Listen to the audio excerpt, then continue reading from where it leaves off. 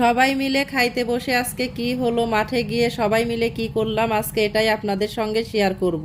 আসসালামু আলাইকুম আমার সকল ফেসবুক বন্ধুরা, সবাই কেমন আছেন? আশা করি সবাই ভালো আছেন। আল্লাহর রহমতে আমরাও অনেক ভালো আছি। আমার ভাইরা এসে আপনারা তো সবাই জানেন, আজকে আব্দুল্লাহর বাবার হাতে ব্যাগটা ধরিয়ে দিয়ে বললাম, বাজার তো সব সময়ই করো, আজকের বাজারটা যেন স্পেশাল হয়, সবকিছু যেন অনেক ভালো হয়। কিন্তু ভাগ্যে যদি ভালো কিছু না থাকে কি আর করা। আমি বলছিলাম বড় একটা মাছ নিয়ে আসতে, দুঃখের বিষয় সে বড় মাছ বাজারে পাই নাই। তো যাই হোক, আমরা এখনো কেউ সকালকার খাবারটা খাই নাই, চলে আসলাম সকালের খাবার খাইতে। খাবার খেতে বসে খাবারের ভিতর দেখেন একটা কিসের যেন নাট পেলাম। একটু থেকে আব্দুল্লার বাবার গলায় আটকাই নাই। সকালবেলার খাওয়া দাওয়া শেষ হতে না হতেই আবার শুরু করে দিলাম দুপুরের আয়োজন। শাশুড়ি বেটার বউ দুইজন মিলে মাছ কাটতে বসে গেলাম। মাছ কাটতে গিয়ে দেখি মাছের পেটের মধ্যে অনেক পরিমাণে ডিম হয়েছে। ডিমওয়ালা মাছ খেতে অতটা ভালো লাগে না, কিন্তু ডিম খাইতে অনেক ভালো লাগে। মাছগুলো কাটা হতে না হতেই ভাইরা আমারে বলতেছে, আপু তোমাদের এখানে কোনো মাঠ ঘাট নাই, আমাদেরকে একটু ঘুরাই নিয়ে আসো। আমাদের এখানে অনেক মাঠ ঘাট আছে। ভাইদেরকে বললাম চল তোদেরকে একটু মাঠ থেকে ঘুরাই নিয়ে আসি।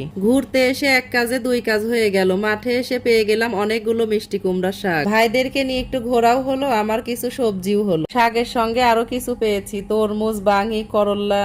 এদিকে আরাবি আমার কাছে একটা মিষ্টি চাইছে, আমার দেওয়া দেরি হয়েছে বলে ও একাই নিয়ে খাওয়া শুরু করে দিছে।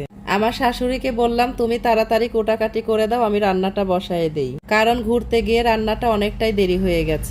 আজকে রান্না করব আলু বেগুন দিয়ে রুই মাছের ঝোল। প্রথমেই লবণ হলুদ দিয়ে মাছগুলো সুন্দর করে ভেজে নিব। আব্দুল্লার বাবাকে বলছিলাম একটু শাক নিয়ে আসতে, কিন্তু সে ভালো শাক পায় নাই বলে শাক আনতে পারে নাই। তাই ভাবছিলাম আজকে আর শাক ভাজা করা হবে না, কিন্তু মাঠে গিয়ে আল্লাহর এমনই কাম, অনেকগুলো মিষ্টি কুমড়া শাক পেয়ে গেল। আজকে সেগুলোই ভাজি করব। মাছ ভাজা হয়ে গেছে, অন্য একটা কড়াইতে তেল দিয়ে কিছু পরিমাণে পেঁয়াজ ও পরিমাণ মতো মশলা দিয়ে সুন্দর করে কষিয়ে নিব। কষানো হয়ে গেলে কেটে রাখা আলু বেগুনগুলো দিয়ে আবারও ভালো করে কষিয়ে নিব। দুইটা মাছ থেকে অনেক পরিমাণে ডিম বের হয়েছে। এতগুলো ডিমই আমি রান্না করব না, অর্ধেকটা রেখে দেবো আর অর্ধেকটা রান্না করব। এদিকে তরকারিটা কষানো হয়ে গেছে, এখন পরিমাণ মতো ঝোল দিয়ে দিব। ঝোলটা বলক উঠে গেলে সবগুলো ভেজে রাখা মাছ তরকারির মধ্যে দিয়ে দিব। মাছের ঝোলটা হয়ে গেছে, এখন নামিয়ে নিব। মাছ ভাজার কড়াইতে লবণ হলুদ দিয়া ওই মাছের ডিমগুলো এখন ভালো করে ভেজে নামিয়ে রেখে ওই একই কড়াইতে তেল দিয়ে পেঁয়াজ মরিচ ভালো করে ভেজে নিয়ে আদা রসুন জিরা কাঁচামরিচ ব্লেন্ডার করে রেখেছিলাম, ওই মশলা একটু এর মধ্যে দিয়ে লবণ হলুদ ধনিয়ার গুঁড়ো দিয়ে ভালো করে কষিয়ে নিয়ে ভেজে রাখা ডিমগুলো দিয়ে আবারও সুন্দর করে কষিয়ে ভুনা করে নিব।